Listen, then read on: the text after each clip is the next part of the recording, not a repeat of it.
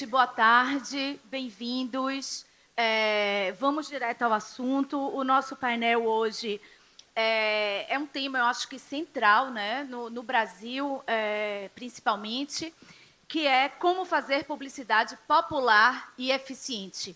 Eu dou as boas-vindas para a Bia e para a Giovanni. A gente já bateu um papo aí esses dias para a gente ir costurando e trazer aqui um painel interessante para vocês.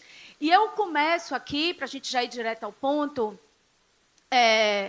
fazendo uma provocação que, na verdade, eu fiz para mim mesma quando a gente recebeu o tema do painel, né? Que é o seguinte: num Brasil de tantos Brasis, né?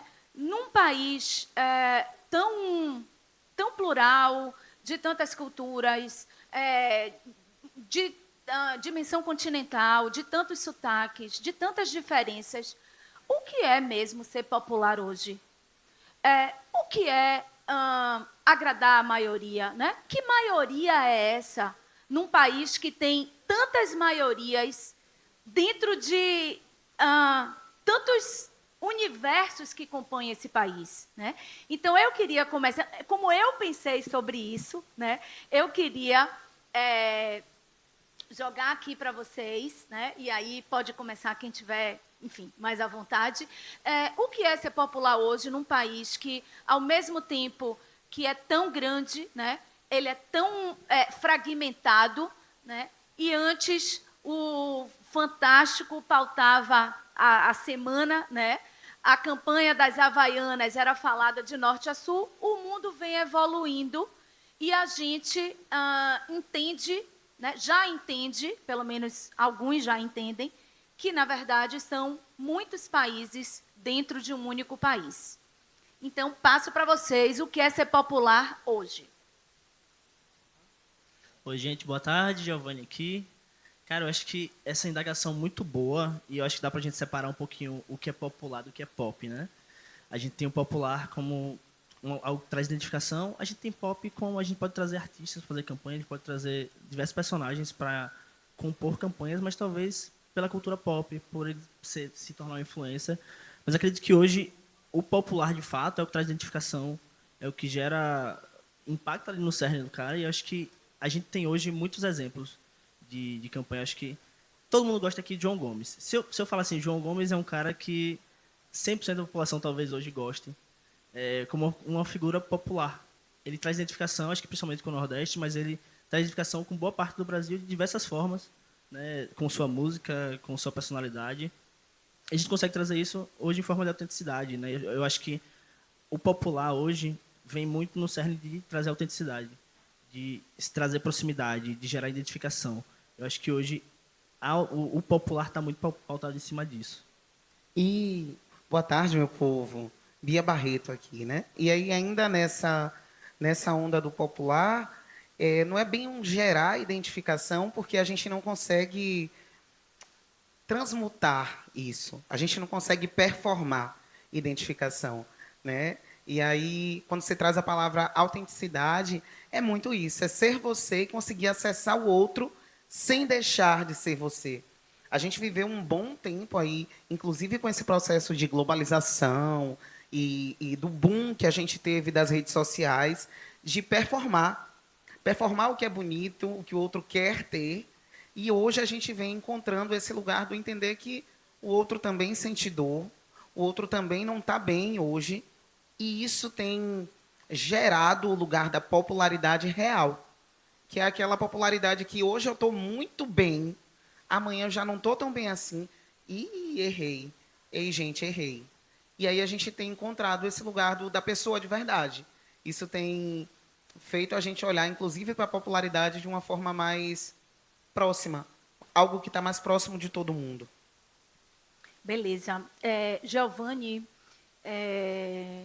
você que trabalha mais, né, ligado também a dados e, enfim, o que é que os dados assim nos mostram de um Brasil real, né?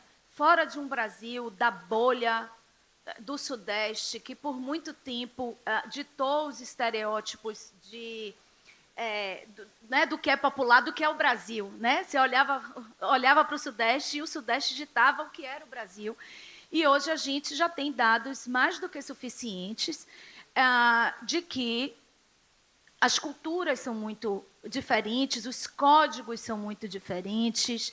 O que é que os dados já conseguem nos mostrar do ponto de vista assim, para as áreas de marketing, de comunicação, sobre esse Brasil real, que talvez as marcas ainda não estejam vendo, ainda estão tropeçando um pouquinho?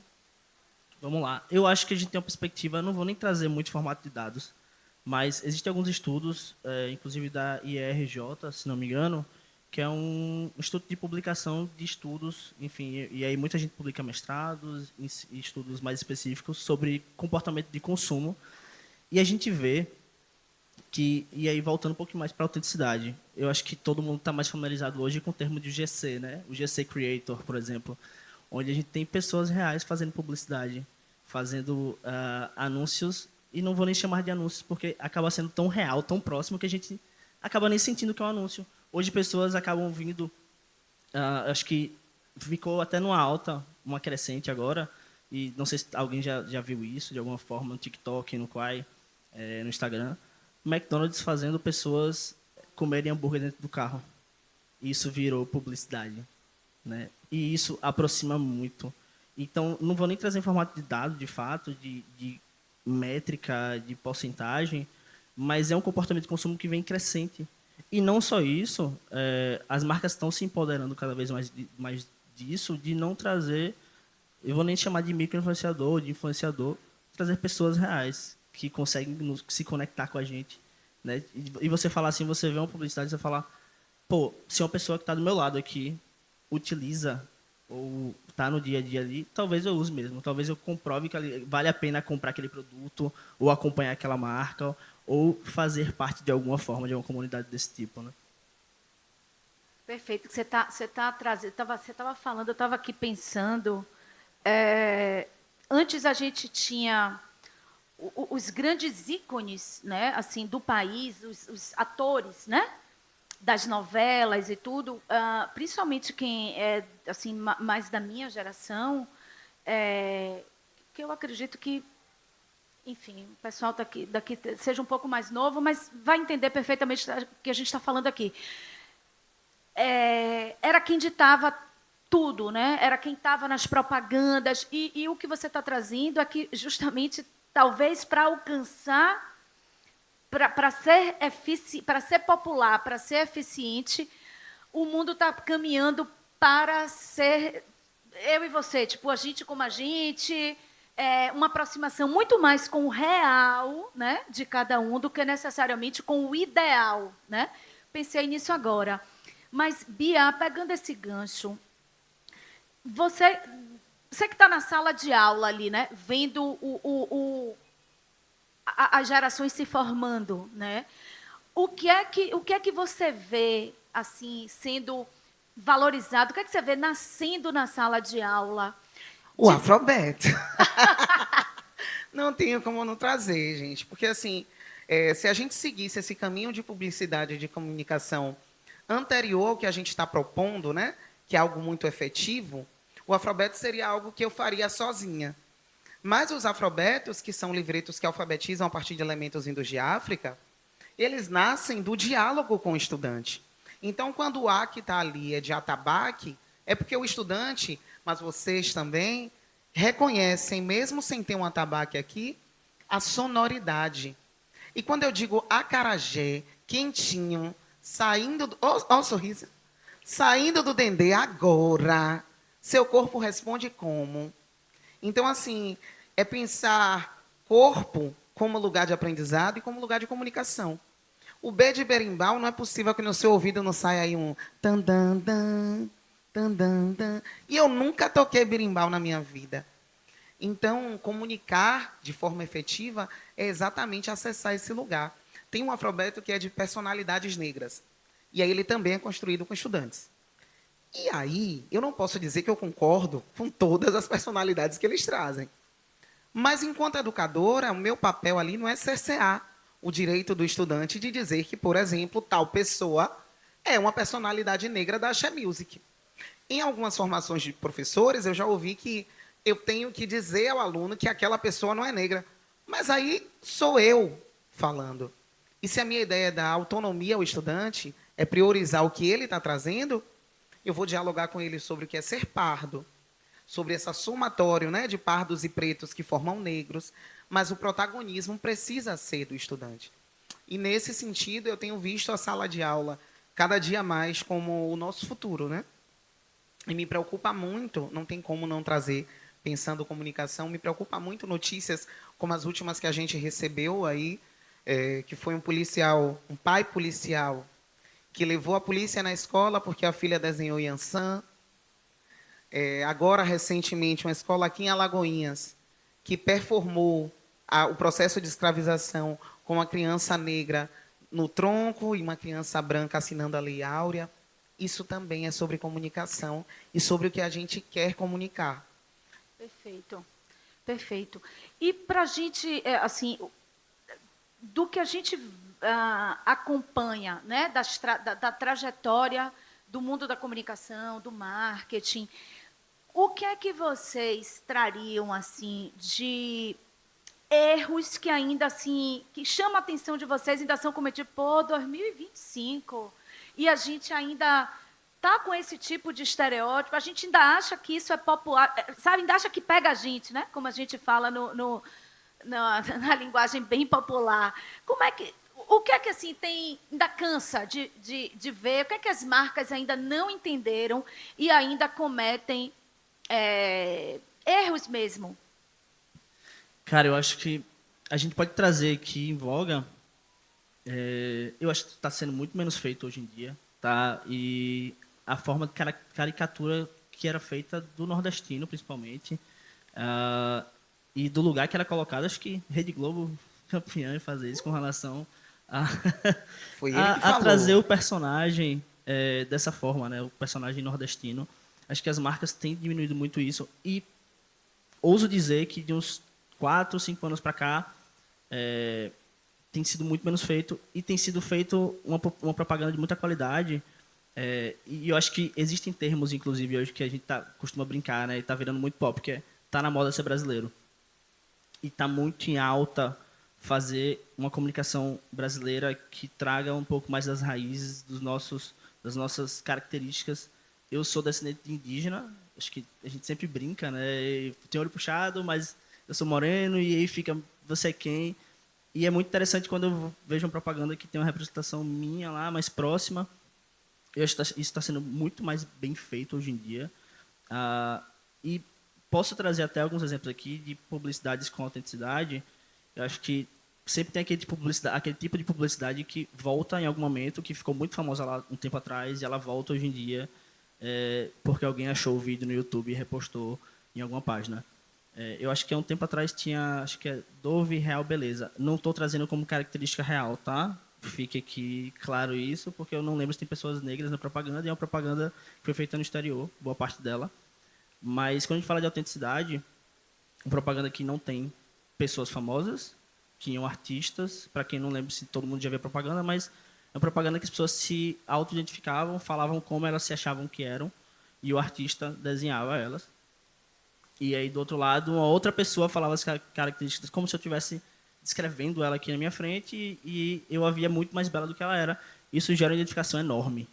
Né? Então, eu acho que esse tipo Foi um case mundial mesmo. Foi um case mundial. E, assim, eu acho que esse tipo de publicidade gera muita identificação de fato. É popular, não usa o pop para se promover, mas consegue tocar as pessoas como um todo. Mas voltando ao que a gente estava falando de erros, acho que esse tipo de caricatura, né, que a gente tinha, acho que isso está sendo muito menos feito hoje em dia. Já produzi campanhas, inclusive, que eu tive que fazer campanha no eixo Rio-São Paulo. E aí você tem um sério problema de achar alguns tipos de características de pessoas para encaixar na campanha. Mas foi muito interessante porque o próprio gestor de marketing falou assim, pô, não tem pessoas brancas na propaganda, vamos incluir também. Se tiver um asiático, põe também, porque a gente precisa, isso aqui é muito Brasil. A gente precisa incluir todo tipo de cliente que a gente tem hoje na época era um banco, né? Incluir isso dentro do que a gente tem para a campanha.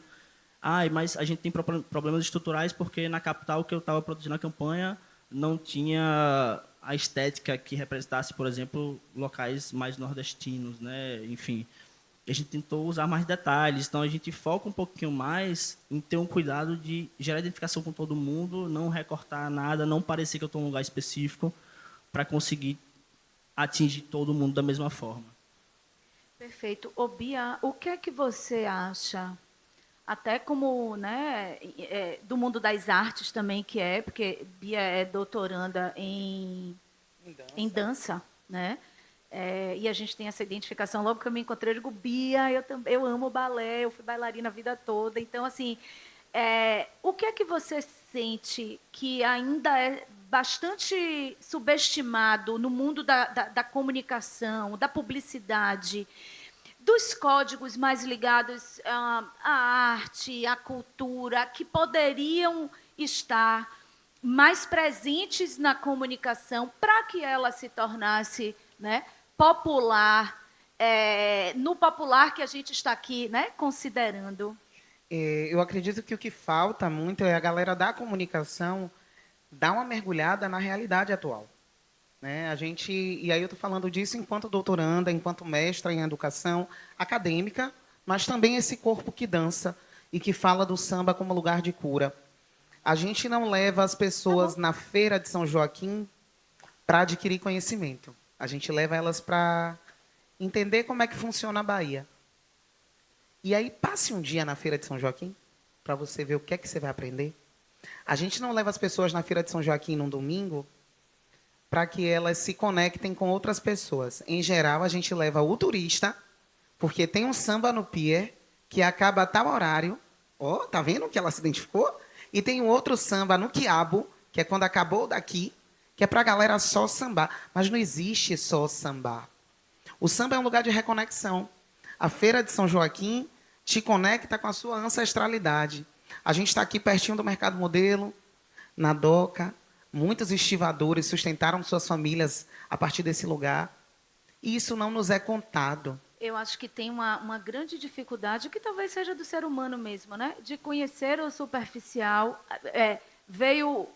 E a dificuldade da escuta, né? Sim. Assim, então, veio aqui uma vez, conheceu o Porto da Barra. Mas Salvador... A Bahia, não, meu amor, a Bahia. A Bahia. Aí o povo de Caetité fala, é o quê?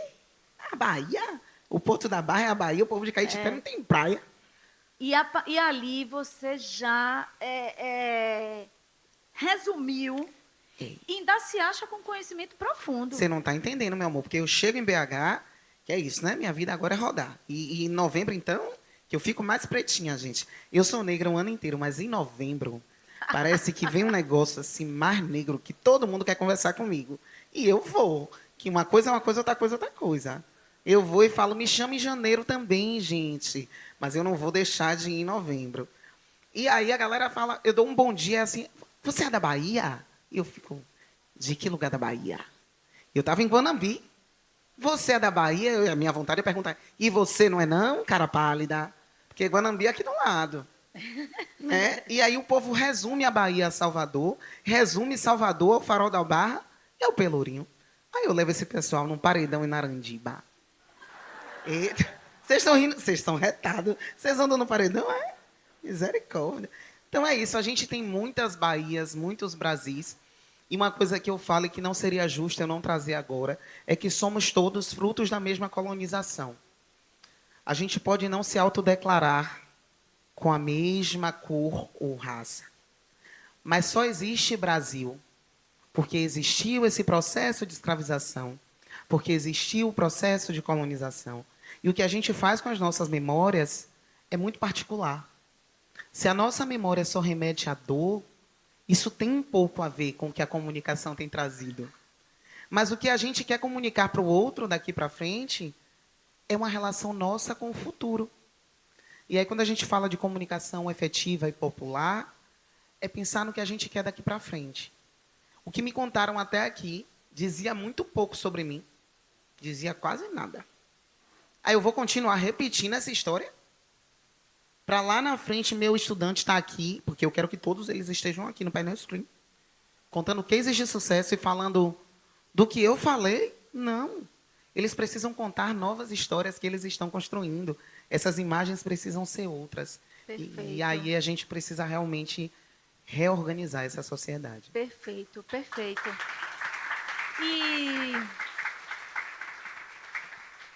pegando o gancho, né, de contar novas histórias, de seguir por um novo caminho, vem à mente de vocês exemplos assim bacanas de marcas que estejam se comunicando e fazendo publicidade, comunicação popular de uma forma que vocês digam assim, poxa, que interessante essa estratégia. Também pode não ter, tá? Se não vier à cabeça, não quero ficar apertando a mente de vocês, não. Mas, assim, alguma coisa que vocês pudessem dividir, ou a partir disso, dividir alguma coisa interessante. Poxa, isso me chamou a atenção de empresa tal ou marca tal, achei que foi um bom caminho, porque eu acho que é muito bom a gente dividir os exemplos que inspiram, né? Eu tenho, você tem? Não. Tenho sim. Não, eu acho que de um tempo para cá, e até como exemplo, Guaraná Antártica tem sido um grande case de comunicação que comunica com o brasileiro de uma forma totalmente próxima. E muito interessante, assim, a forma que eles trazem a brasilidade, que eles conseguem comunicar Fale com as um pessoas. pouquinho, assim, para contextualizar Cara, mesmo. de uns 3 anos pra cá, agora na Antártica veio se apropriando do cachorro caramelo. Coisa tão simples brasileira da gente. A gente tem, e isso tem se tornado uma crescente, né? A linguagem do brasileiro de estar o almoço de família, todo aquele rolê que já era muito comum antigamente, eles começam a abordar muito mais hoje em dia e trazendo de várias formas isso, né? Na comunicação, na linguagem, no que eles querem mostrar, de como eles comunicam, do tipo de linguagem mais próxima. Vou ser até um pouco mais específico agora com relação à proximidade. Acho que Salvador foi um grande exemplo de comunicação pública para trazer identificação com o público, de ser uma comunicação popular, de como a Prefeitura de Salvador se adequou disso. Eu amo Boquinha. Então, e viajo muito, vou em muitos lugares, tenho muitos clientes públicos, inclusive hoje em dia, e percebo que Salvador tem sido muita referência para eles criarem também. Ô, Giovanni, você tá aí. Trouxe como referência porque, assim, sou de Aracaju, sou de Aracaju, Sergipe, cidade muito pequena. Mais a gente valor tinha uma ainda. diferença de Aracaju também, ali. E trocando muito com a galera lá, vejo que é referência. PV teve lá um dia desse, trocando ideia com o pessoal. Vou para Recife muito, a galera também está se adequando muito a isso. Tem uma comunicação local muito massa lá, mas vejo que bebe muito da água daqui, porque vocês de fato foram muito pioneiros nesse tipo de comunicação. A gente é terrível. A gente é babado mesmo. Perfeito. A música do carnaval. A gente é terrível. Mas E aí pensando nessas empresas, eu trago uma que para mim, assim, para além de inspiração, é exemplo mesmo, né? Que é o Sebrae. O Sebrae tinha tudo para não se comunicar com ninguém, né? Trabalha com indústria, é um outro lugar. O que é que interessa ao Sebrae falar sobre educação antirracista? O que é que interessa ao Sebrae falar sobre educação empreendedora? Sabe? Umas paradas que você fala... Todo mundo aqui, Salvador, né? A galera aqui, a maior parte de Salvador, tá ligado para falar Sebrae, Senai, SESC, a gente pensa o quê? SESI. A gente pensa o clube que só pode a galera que está relacionada a isso. Pô, mas o Sebrae tem feito uma comunicação com o pequeno empreendedor. O Sebrae tem feito uma comunicação com o afroempreendedorismo em Salvador. A gente está aqui, a Feira Preta está montada ali e a logo que está espalhada qual é? É a do Sebrae. Então, assim, eu trago sempre o Sebrae como um grande exemplo, porque talvez fosse um grupo que nem precisasse se comunicar com determinadas pessoas. Eu caí no conto do Vigário uma vez, peguei um anúncio, acho que foi um anúncio 2 anos atrás de Rafael Portugal, Sim. falando sobre empreendedorismo, sobre MEI e tal. Eu passei, era um anúncio de 30 minutos, eu acho. Eu assisti todo, Eita, porque era bichinho. muito interessante. Ele ganhou bastante comunicação dinheiro. foi muito Você bem assistiu feita. 30 minutos. A comunicação foi muito bem feita, então não tinha como fugir disso. Pois é, mas eles têm de fato acessado muita gente e trazido do lugar dos prêmios, do lugar de dar visibilidade a essa galera, uma comunicação muito efetiva. Inclusive com pessoas que muitas vezes nem têm acesso nato, diário, à internet, mas que têm se comunicado de várias formas com esses tutores, com esses mentores. Então, acho que é um excelente exemplo, não só pensando o ramo da indústria e do comércio, mas pensando o que é que a gente quer mudar. Qual é o meu papel? Ah, mas eu trabalho apenas com uma empresa sustentável. Pô, se sua empresa é sustentável, ela dialoga com tudo. Ah, mas eu trabalho com comunicação. Se é comunicação, você só não dialoga com o que você não quer. E aí o que eu deixo desse lugar de comunicar e dialogar com pessoas é o que é que eu poderia dar visibilidade e não tenho dado? Né? O que é que eu, enquanto comunicadora, posso colocar no topo do pedestal e tenho deixado no chão? Porque, feliz ou infelizmente, ainda é a comunicação que abre espaço para que a gente possa passar. Perfeito. Diante disso, perfeito. Muito legal mesmo. Bom, gente, a gente está chegando ao final do nosso painel. De fato, é um desafio muito grande, né? O nosso país é um país muito grande. Os desafios numéricos e de metas e de tudo são desafios realmente assim, né? Mercadológicos. É desafiador mesmo, né? E a gente segue nessa busca, e eu acho que com um farol cada vez mais aceso, né? De que falar e atingir um sucesso popular e falar de uma forma popular e eficiente não é falar com todo mundo da mesma forma, né? Eu acho que isso você agradar as maiorias, a gente tem que se perguntar que maiorias? Onde é que essas maiorias estão e sob que perspectiva ela é uma maioria? Então, assim, são muitas variáveis que precisam se encaixar, né, para formar o quebra-cabeça. E eu super agradeço a vocês, aprendi aqui bastante, e pensei, tive insights, fui até espontânea em dizer, poxa, não tinha pensado sobre isso, mas super obrigada, em nome do Scream, eu agradeço. E, gente, é isso, a gente fica agora com a próxima atividade aqui do Scream. Muito obrigada pela presença de vocês, espero que tenha sido proveitoso, tá bom?